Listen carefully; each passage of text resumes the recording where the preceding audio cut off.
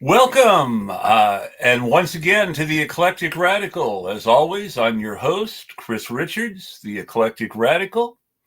And today we'll be joined by Renee Johnston, who is running a little late, but assures me she is on her way. So hopefully we will be able to get started talking soon.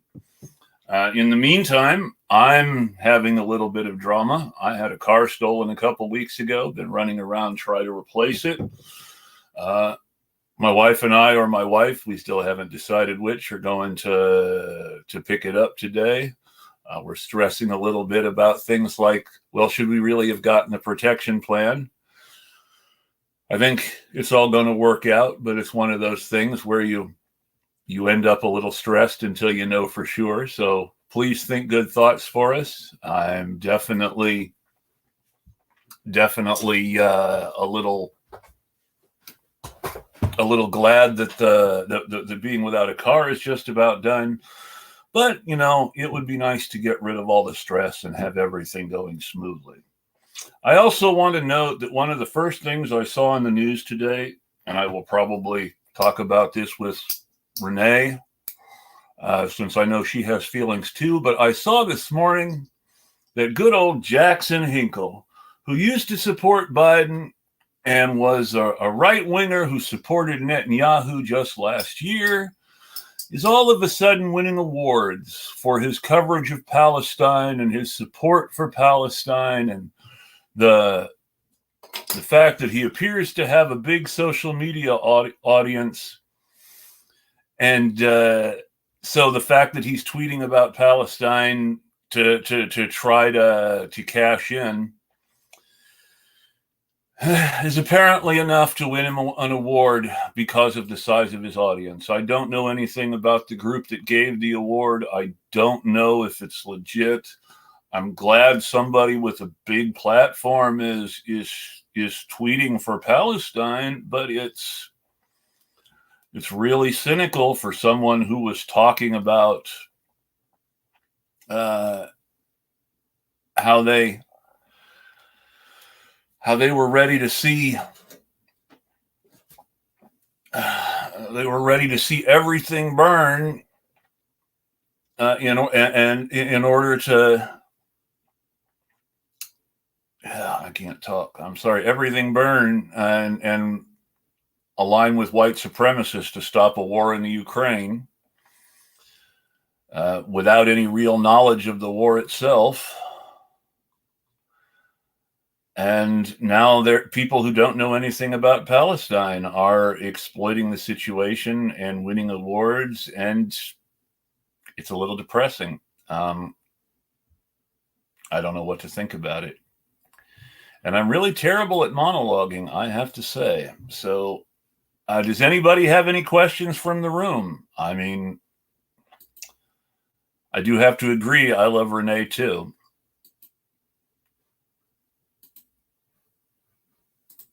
Let me see, what else have we got this week that's... yesterday it came out that the one of the 3 Palestinian kids who got shot in Pennsylvania is going to be paralyzed. So the survivor is going to be paralyzed for the rest of his life. And instead of seeing coverage about hate crimes and concern for Palestinian Americans, we're still seeing a whole lot of propaganda. Well, propaganda is a good way to put it. Thank you, Renee, and thank you for joining me. Welcome. And I'm so sorry. It's okay. I'm just terrible at monologuing unless I have something prepared. Sorry about that.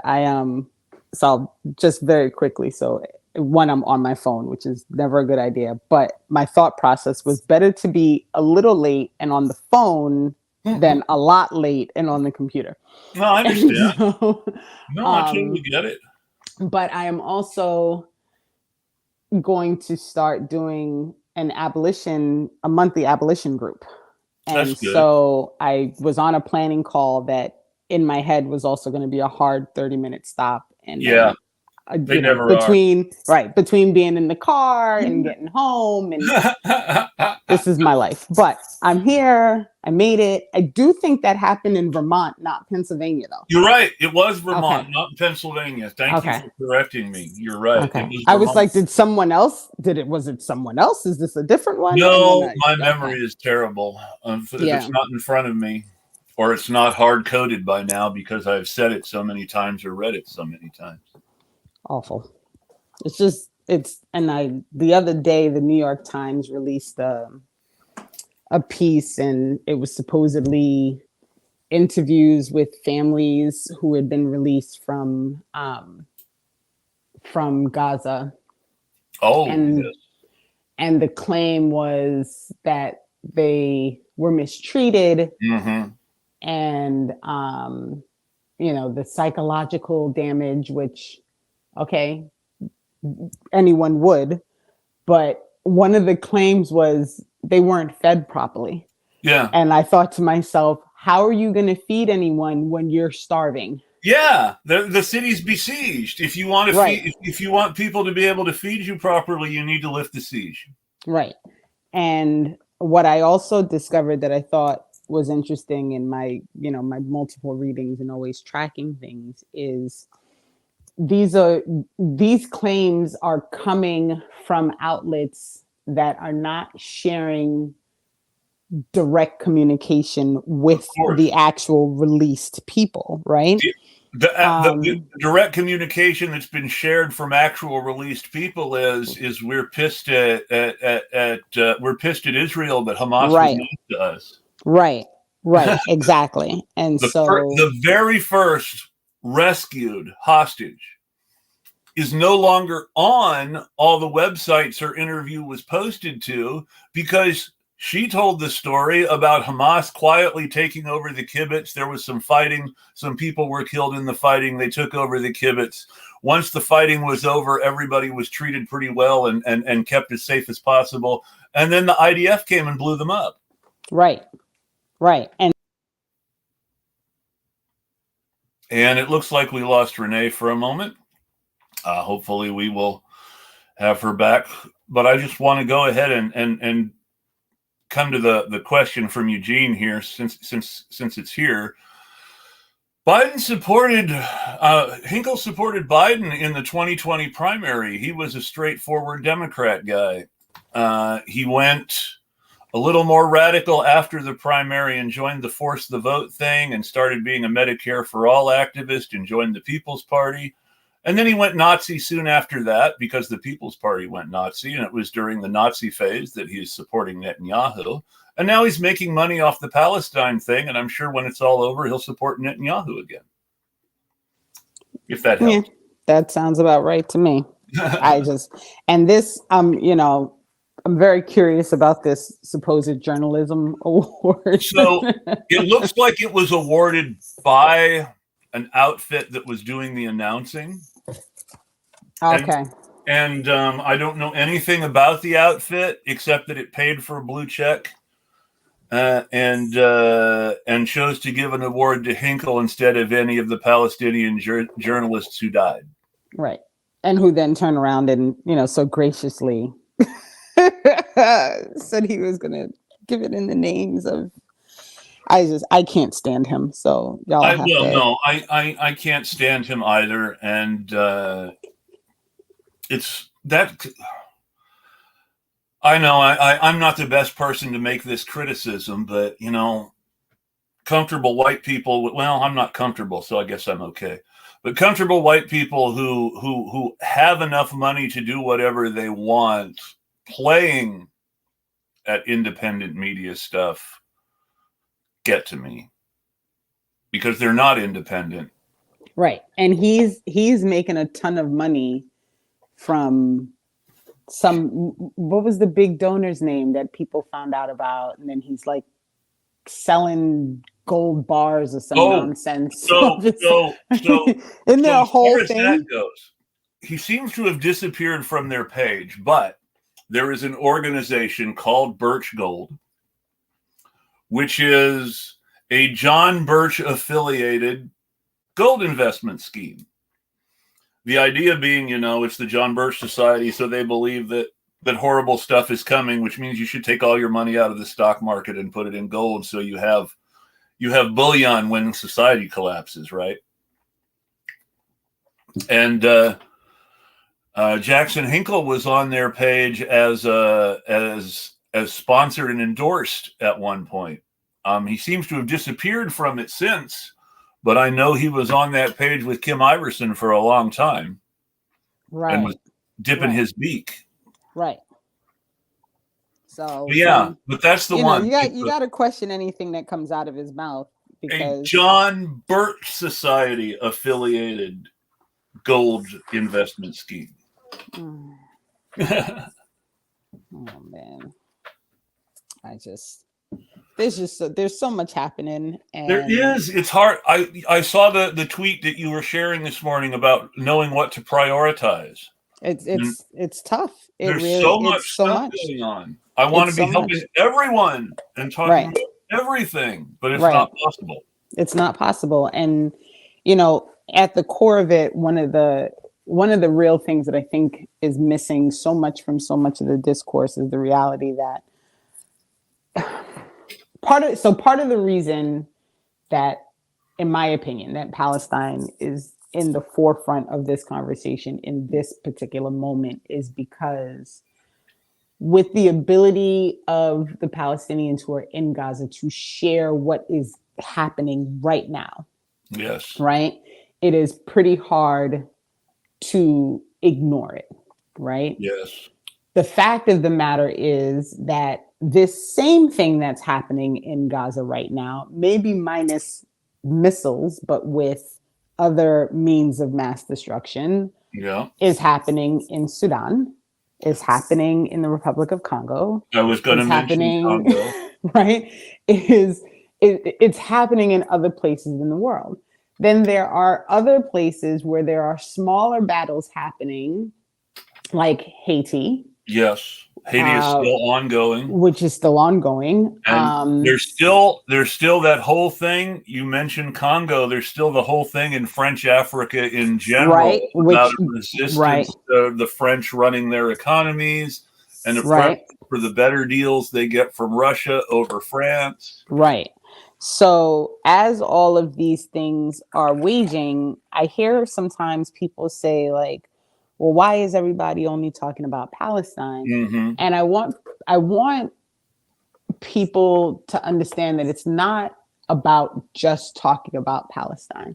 It is about utilizing the thing that is most in the conversation in the moment to clarify the ongoing imperialism and capitalism and greed that is coming out of the Western world in every other place around the globe.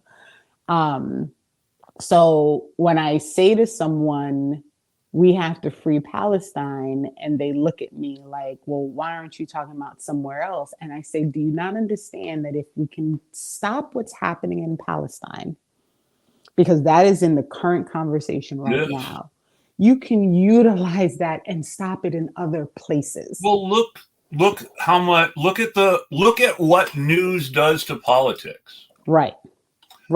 And there are now Arab groups all over core blue states who have started an organized campaign to convince the Democratic Party to abandon Joe Biden over his support for what's happening in Gaza. Yep. There's a real quick, there's a great conversation. And I played a clip of it when I was on BPM last Saturday. And I'll send you, if I can find it. I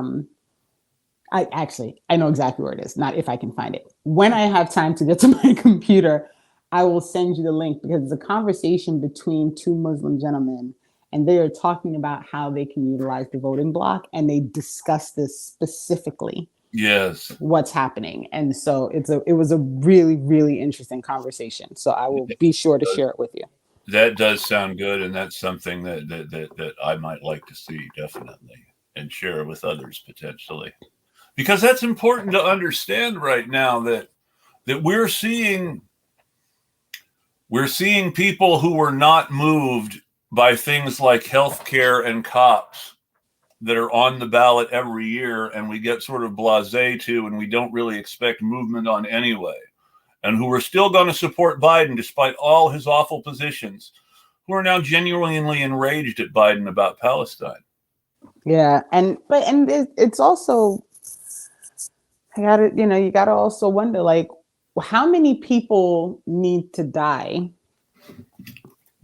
before the people who are saying you still have to vote for Biden understand that he is also part of the problem and will never be a part of the solution. So the people who are saying you still have to vote for Biden are themselves to varying degrees part of the problem. They are either so focused on what they think of as pragmatic ideas. Oh, a Democrat or a Republican is always going to win the election. Elections are the only thing we've got. There's not anything else we can do. I should note that there's nobody, that while there are candidates against Biden in the primary, the only one who is talking about Palestine as indifferently and imperfectly as it is Marianne Williamson, and she's still a soft Zionist. And so this uprising against Biden among Muslim American and Arab American Democrats, this isn't because there's suddenly someone running against Biden calling him out. This is, we're finally done with Biden. There are people who will never be done with Biden because they are, what's the word I'm looking for?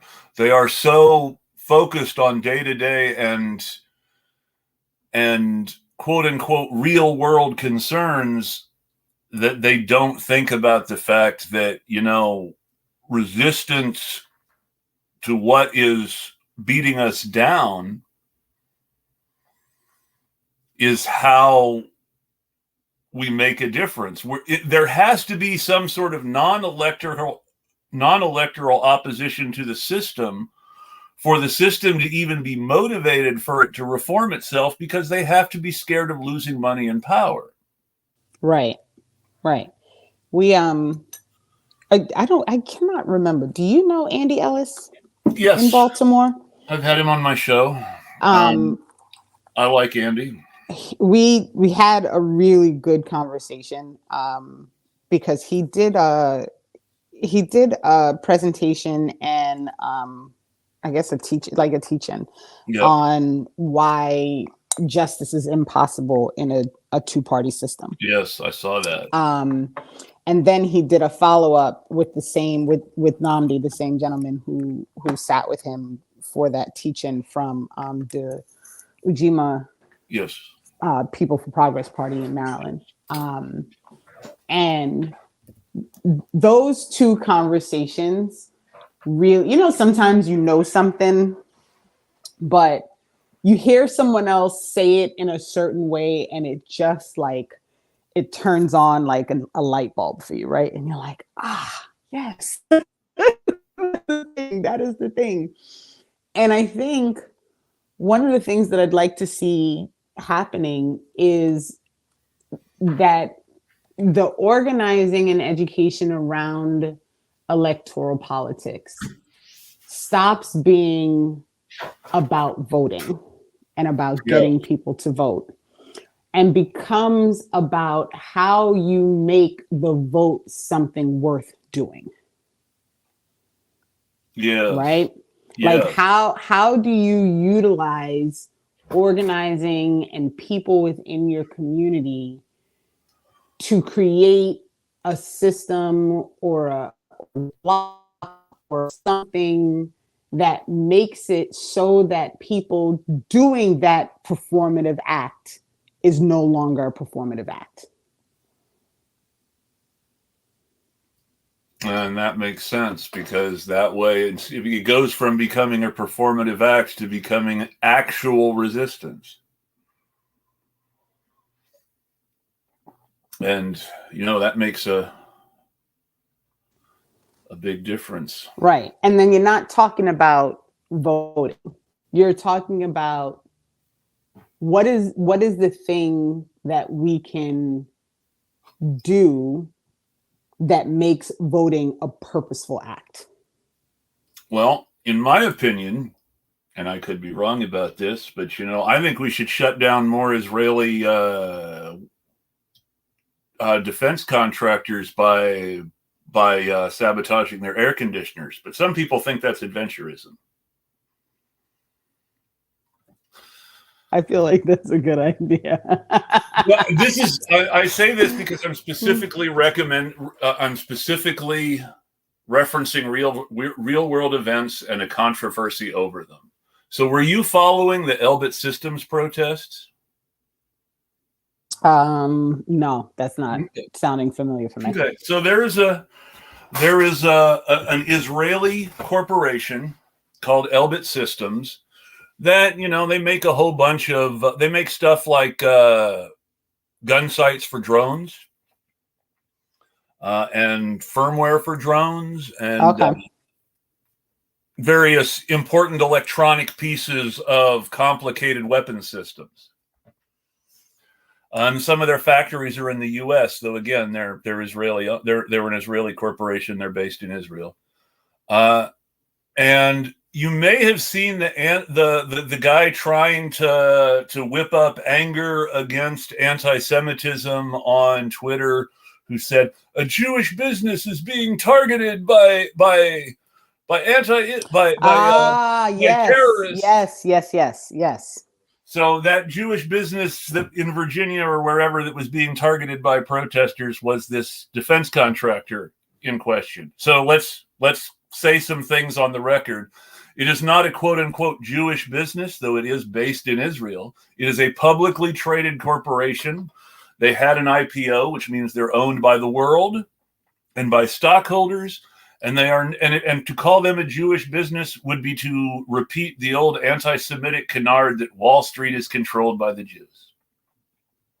They are so that was actually kind of way out of left field for him to even say. But there was some controversy over this because three activists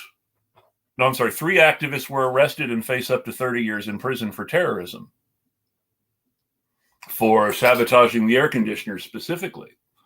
But they successfully shut down operations, closed it for a day, longer than a day, made them lose money.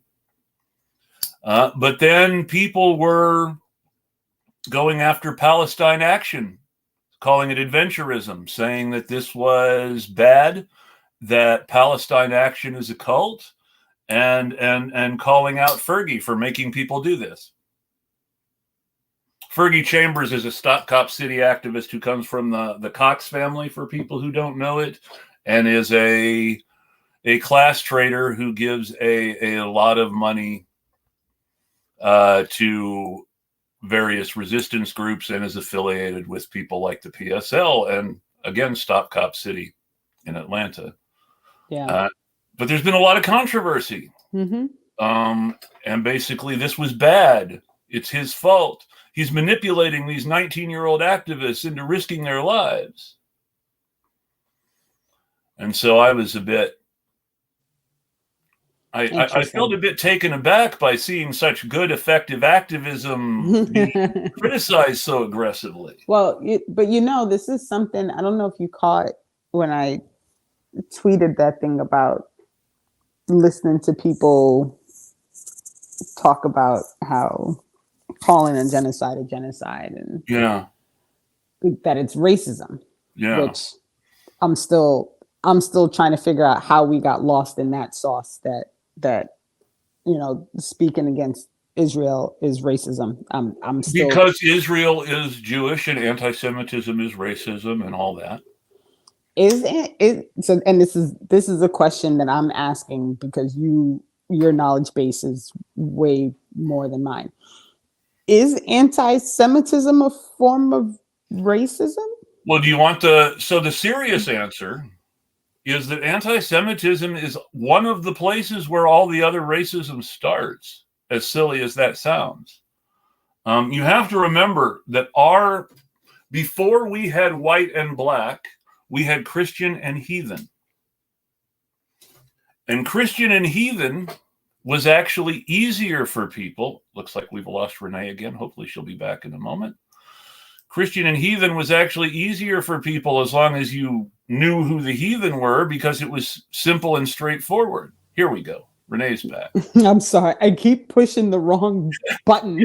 Like I'm on the phone reading the chat, and then I'm like, oh, okay. And then I try to go back to the screen and I keep hitting done instead of the X. I'm sorry. It's okay.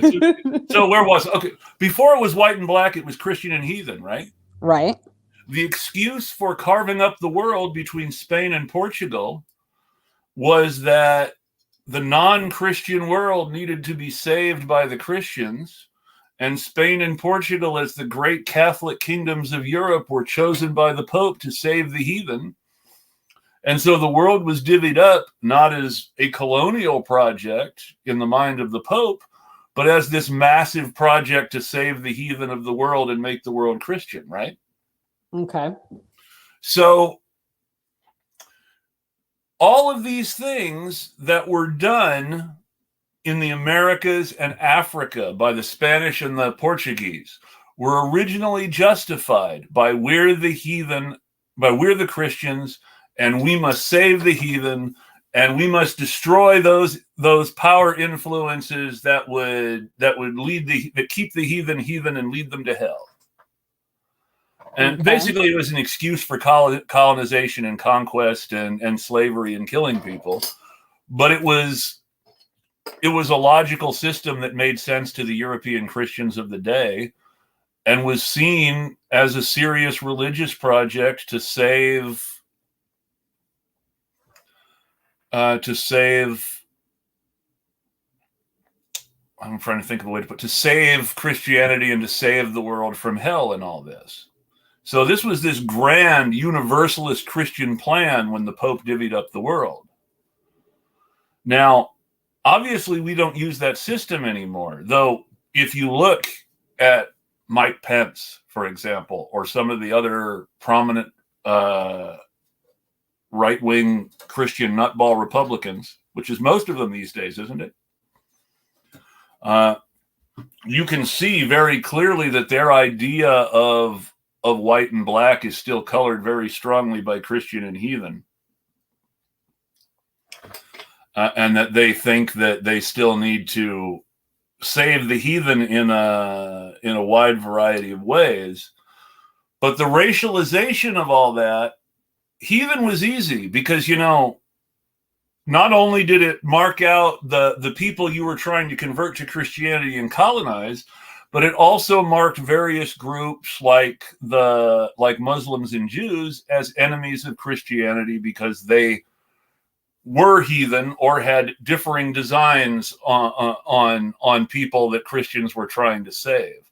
So this was all a very easy justification for colonization. And it also made it really easy to label people. The Jews were heathen, the Muslims were heathen, all the people we were colonizing was heathen. It was really simple. The problem is things don't stay simple. Indigenous Africans and indigenous Americans and indigenous Asians started becoming Christian.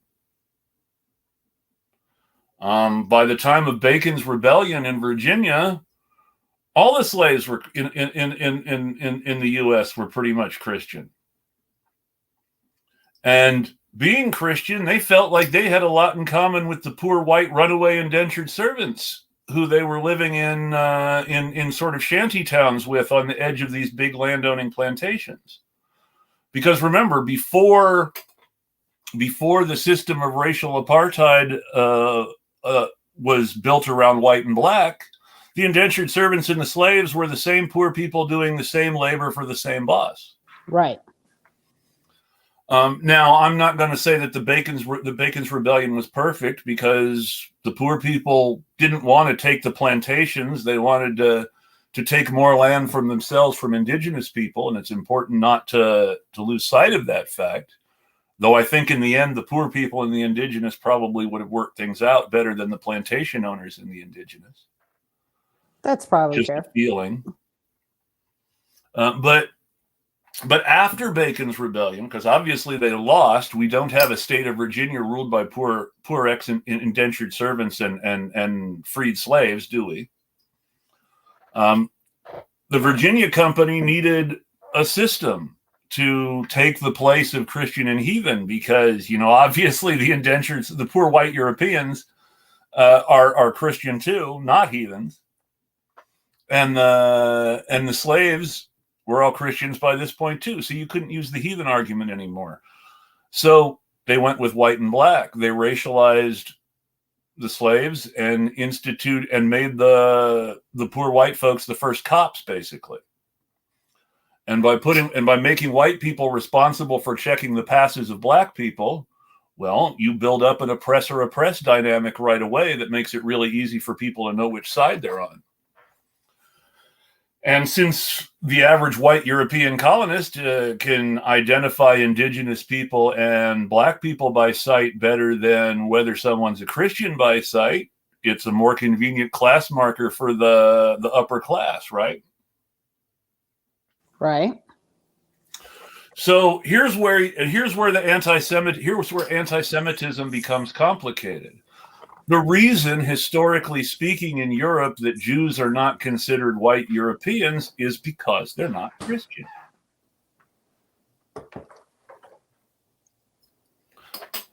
I mean, when we're talking about the Third Crusade and Richard of England going off to the Holy Land, well, how did he raise the money? He doubled the Jew tax and repealed protections against pogroms, basically saying, I'm just going to let the poor people kill you until you pay for my crusade. This was a common way for people to raise money for the Crusades during that whole period. Double and triple the taxes on the Jewish community, while not protecting them from pogroms, to basically extract as much wealth from a group that was maintained, who was allowed to exist because they served an economic purpose, but who were not considered part of the club by the people they served. This is so course, interesting. The Crusades was also where you start to see the sort of the first European versus non-European clear racism. You've heard the phrase, kill them all and let God sort them out, right? Most of us have. That comes from the Crusades. The idea was, well, it's too hard telling Arab Christians and Arab Jews and Arab Muslims from each other. And the priest said, well, the Lord will know his own, so do what you have to do. Which is where kill them all and let God sort them out comes from. Kill all the brown people. The right ones will go to heaven. Right. And this is the kind of thinking that goes into that. We don't think about this. We don't really interrogate anti-Semitism a lot. But the reason Jews aren't white is because they aren't Christian. And the idea that there was this enemy this enemy, because that was how Christians saw non-Christians, this enemy living among the people of Europe who pretty much looked just like everybody else, was a big deal. And so they came up with all these ways to single Jews out as obviously not Christian so that they could be identified and mistreated properly. So this sense of Christian versus heathen, that all that the whole racial system was built on, immediately excluded Jews as heathen and not Christian, for obvious, because they weren't Christian. Right. But then when the construct changed to become about melanin, that made rather it different than about practice. Yes. Which is the construct for which we determine and racism. This is how Jews became white in the Americas. Right. Exactly. Because they utilized, and obviously, I say they, and people should be aware that I'm aware that not all Jewish people fall with this, but No, of course. that I figure I'll save your I'll save your channel from any kind of slap back from Google. Oh, I'm sure we'll get slapped back. That at the point in which you are residing in a place where the constructs of racism are not oppressive for you, we should not be using the And term racism, right? I don't want to undersell. I don't want to undersell Jewish oppression either, but it's very important to understand that Jewish oppression is different from some other kinds of oppression. For instance, indigenous people were targeted for genocide. Black people were enslaved and or targeted for genocide. And really, the slavery was a genocide of its own. So let's not lose sight of that either. And then this process, this is actually a good description. Jews went from not quite white to white, and then white to what it is today. And that's possible. I will say that again, whiteness in the Americas was based on this. But where was it? Sorry. What was different about Jewish oppression is that it wasn't Jews were not kept poor the way that most oppressed groups are. Jewish oppression began because people saw, hey, this group in our community is doing rather well and they're heathens and we don't like it, and this is somehow bad for Christians. But rather than just take everything, the ruling class of Europe started to look for the ways that they could game the system. There are rules, religious rules, nothing to do with civil law, but the canon law of the time was important because the Pope was in many ways the universal ruler of Europe, even if Europe was never completely unified. And a lot of canon law was very important in government as a result, but Christians could not loan money to other Christians at interest. Jews can also are forbidden by religious law from loaning money to other Jews at interest.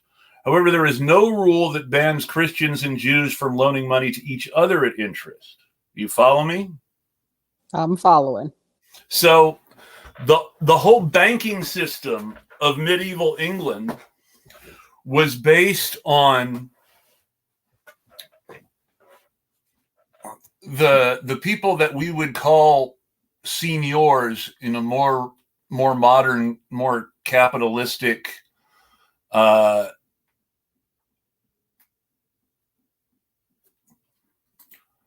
this is a good point, Connor, but I haven't gotten to Russia yet as much as I might like to, but this is true. And Russia's Jewish policies were very different from Western Europe, and that's a very good point. And this is also true. A white Jew can hide the fact that they're Jewish, but a person of color can't hide their skin, that's why it was a more convenient class marker once people were in the US. Though it's important to note that in the Americas, Jews didn't prosper by hiding the fact that they were Jewish. They prospered by, again, the same way they had prospered or survived, if not prospered in medieval Europe, is by allowing themselves to be utilized as a capital asset.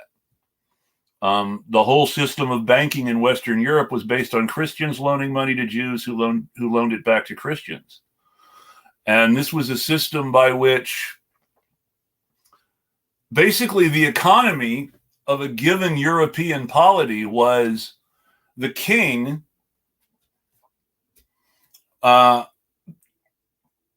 borrows a certain amount of money and he can't buy it directly from wealthy merchants. So instead, he borrows it.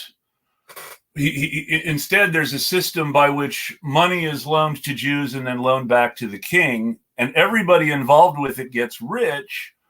But the problem is now you have all these rich Jews who think they're important, and you have to periodically terrorize them to maintain Christian power.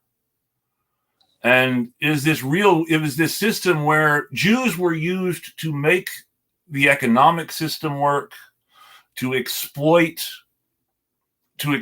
poorer people at a distance, and were basically used as screens so that anti-Semitic feeling could be used against the Jewish moneyed class that the king relied on for his finances in order to keep them in line. And this is why you see the spread of the bourgeois outside of when kings started to take precedence over feudalism. You start to see more bourgeois and more anti-Semitism as a result, because the more Christian bourgeois you have, the more resentment you have of non-Christians with wealth. And so it's this whole system whereby people were profiting from people and then oppressing them to avoid them from building up power. And it's all very complicated. And because of that, once you start getting into the Americas, Jewish groups became white in the Americas by participating in colonial activity. Right. When you see somebody tweeting about Jewish involvement in the slave trade, well, it wasn't because Jews had capital. They were forced to have financial capital by the system. They weren't allowed to make livings in other ways in many places, thrown out of trade guilds, and then used to build and then distribute wealth before the advent of modern banking. And a lot of the conspiracy theories go all the way back to this time when the kings were deliberately using the Jews in this way.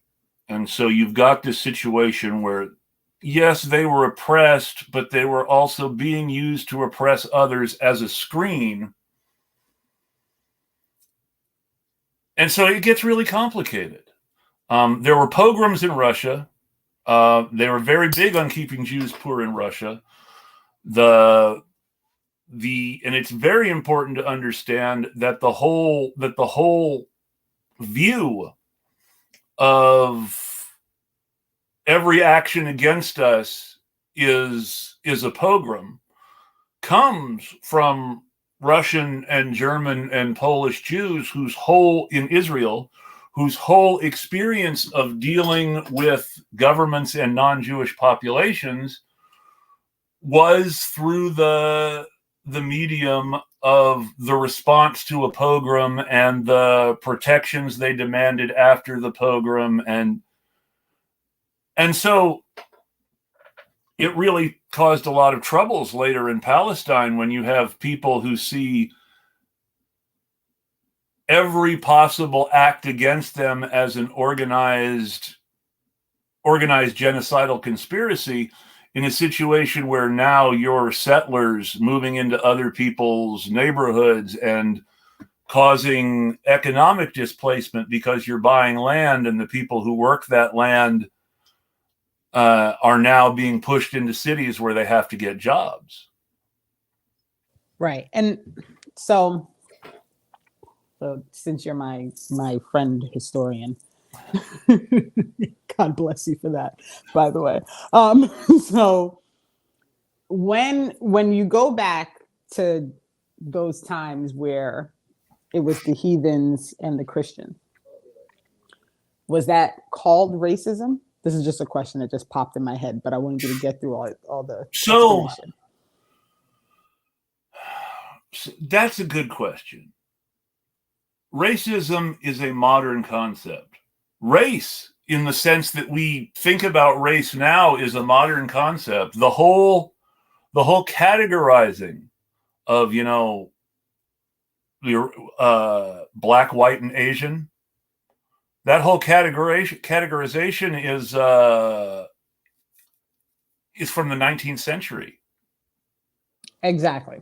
The idea of white people and black people and Asian people as three distinct and separate groups, that's from the 19th century. Before that, it was very, very different. When someone in England, if somebody talked about their race in the 14th century, they were talking about being English. And when they talked about the people they didn't like, well, the people they didn't like the most were the French and the Irish and the Scottish, who are all white just like them. The English colonization of Ireland that went on for so many years was originally just a matter of the usual royal feudal power politics of the time, but the Reformation made it about Protestant and Catholic.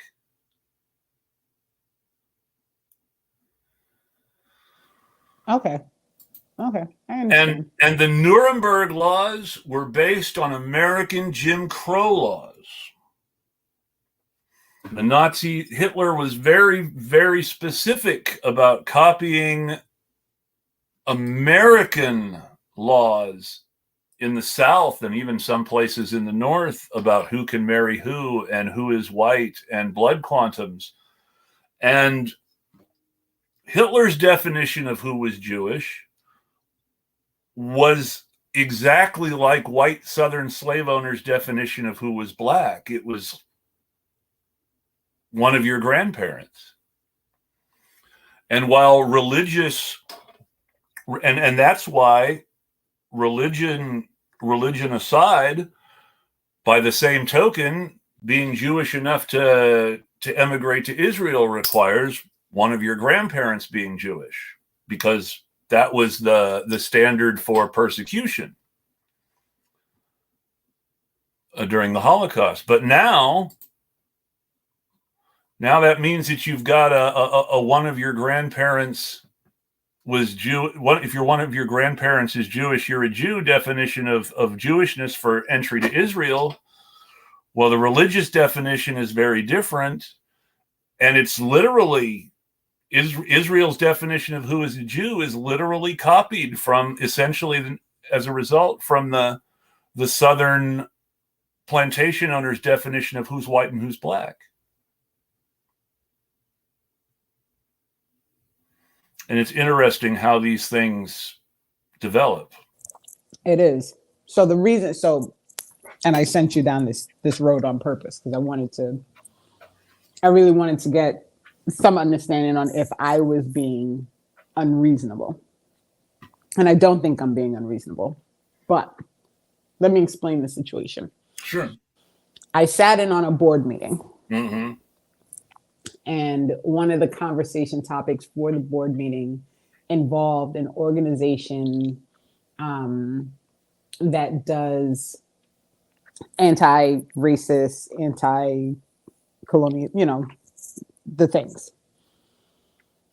The organization had been supported by the school district. Mm-hmm. I know the one you mean.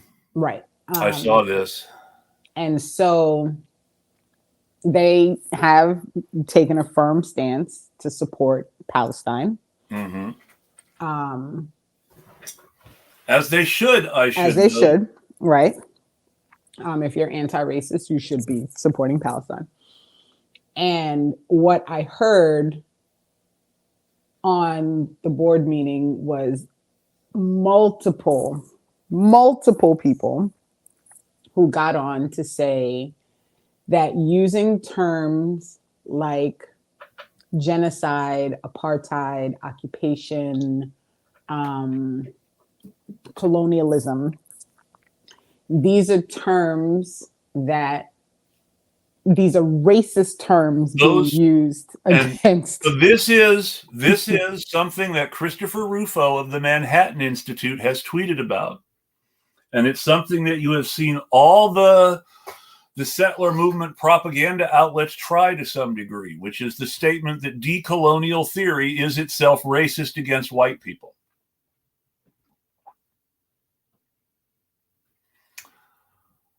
That the whole idea of decolonialization is white genocide. And they said they were going to sell that the same way they said they were going to sell queer people or groomers and any sort of proper teaching of U.S. history is critical race theory, and critical race theory is racist. Okay. So you were hit by a deliberate propaganda attack from the far right. Congratulations. Okay. So my viewing these statements as utter horseshit. Not just utter horseshit, deliberately designed horseshit in order to build support for genocide and occupation. Okay. This whole decolonialism is racism argument is designed entirely to protect a handful of Boer farmers in South Africa and the government of Israel. Because, I mean, who's actually threatened by decolonialism? Can you think of a single oppressed racial group that is threatened by decolonialism? No, not one.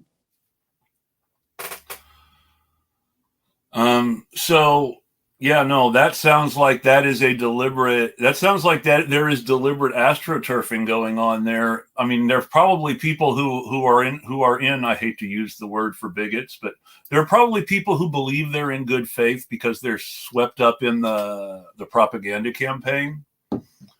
But that is something that has been openly discussed by the far right as, hey, this is what we're doing. That is wild to me. Well, it's like the queer people or groomers things is all part of this same attack on education. It's all about more corporate and ultimately billionaire control over the educational system, more corporatizing of public education, whether higher or lower, more watering down of education to determine who gets to learn what.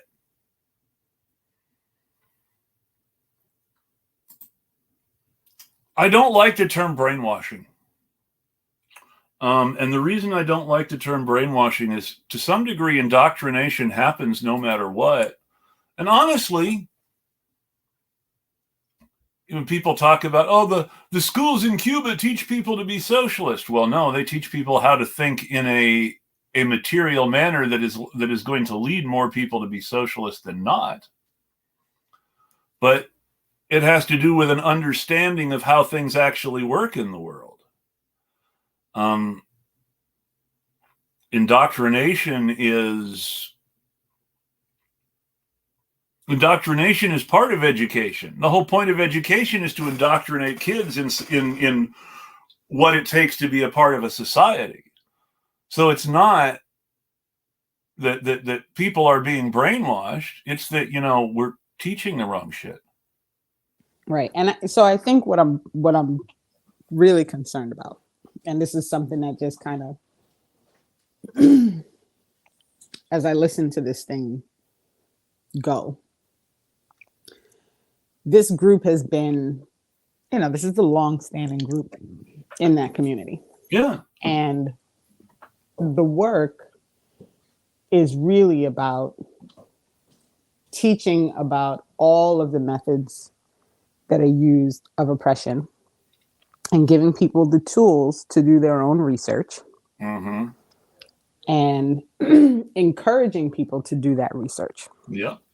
So my spidey sense, the So thought process is I'll that tell you there's honestly, it sounds to me like the organization in question is being targeted because of what they do, right, and that Palestine is an excuse. right, And if it were not Palestine, it would be critical race theory or grooming. right, right. Like I feel like there's a lot of people who have been waiting for an excuse to jump on and say we've got to get rid of this organization, and Well, this is the current excuse.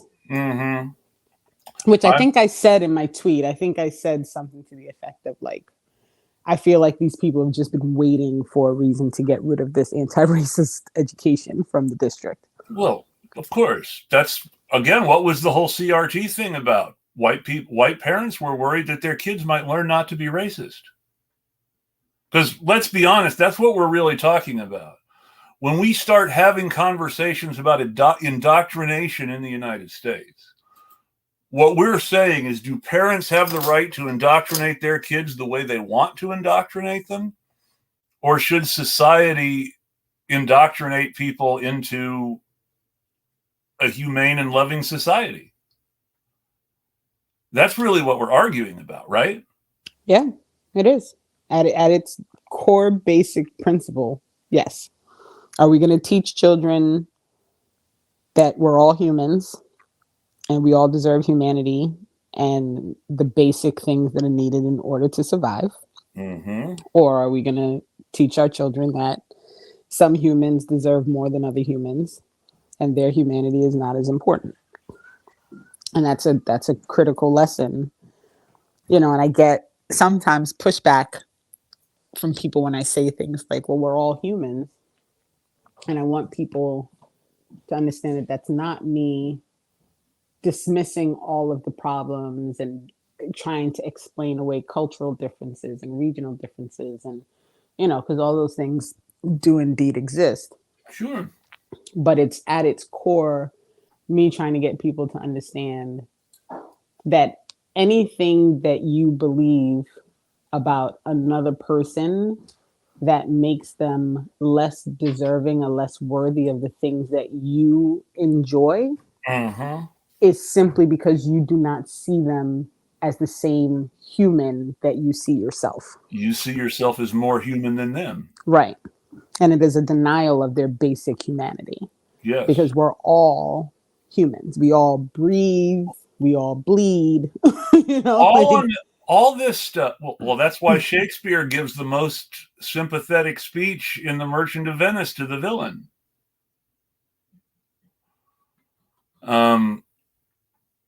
Because while the villain is really bad, the prejudice is also real, and not even Shakespeare, who's a bigot playing into the stereotypes for the whole story, can deny that the prejudice isn't real. And a totally unsympathetic character gets the most sympathetic speech in the play because of that. Right. Even Shakespeare, who conformed to these prejudices, whose play is built on these prejudices, still has to acknowledge these prejudices and say, look, this isn't always fair. Right. We got a lot of work to do, Chris.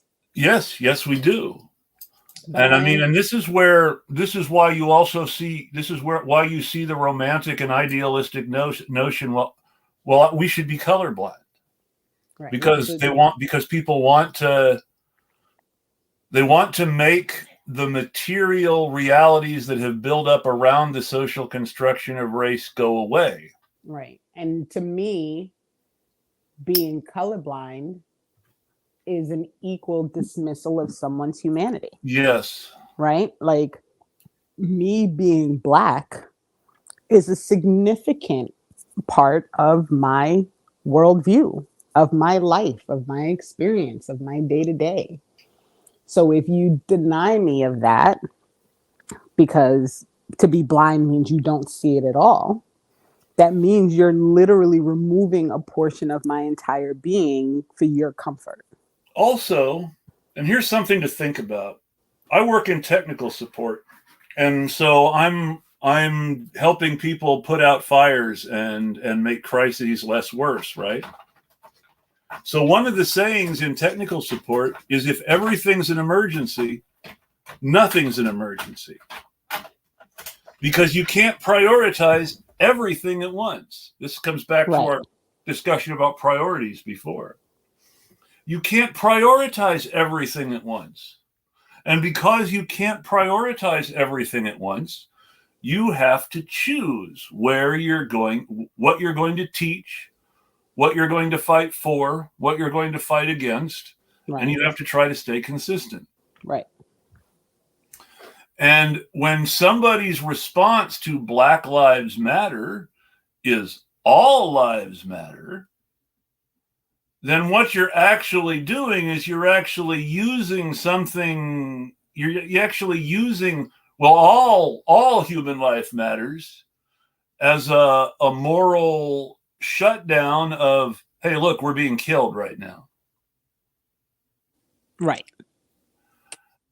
And that's what I'm seeing with the Palestinians too, is you're seeing this attempt to do a moral shutdown of any sort of activism on behalf of Palestinians because of, quote, terrorism, unquote.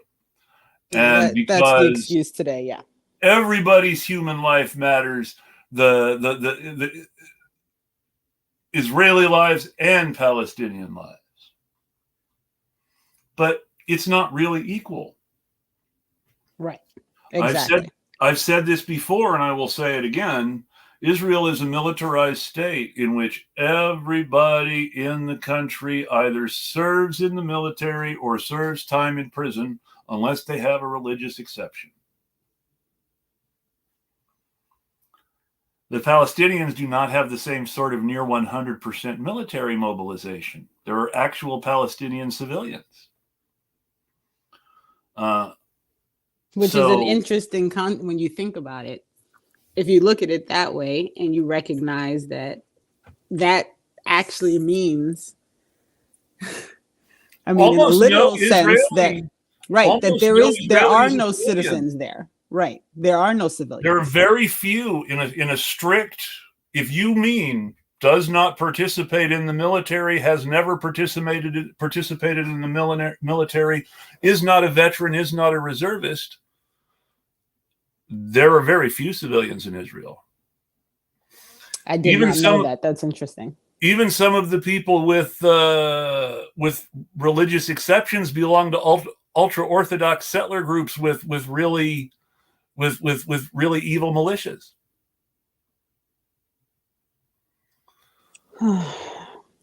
So, all right, I do have to start to wrap because it's after noon on a Sunday.